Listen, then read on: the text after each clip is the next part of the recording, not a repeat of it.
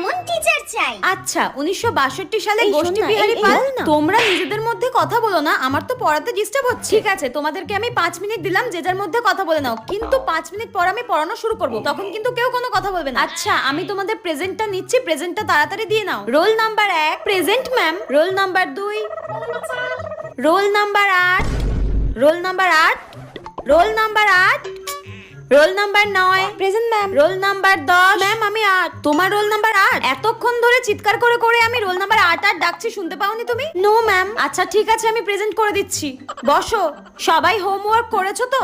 No ma'am. তোমরা 3 জন homework করোনি, কেন করোনি? শরীর খারাপ ছিল? 3 জনের একসাথেই শরীর খারাপ ছিল?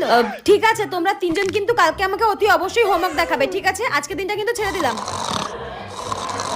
হ্যাঁ কাজ করো, কিন্তু আমি কিন্তু সবাইকে দেখতে পাচ্ছি, আমি কিন্তু ঘুমাচ্ছি না, কেউ গল্প করবে না কিন্তু।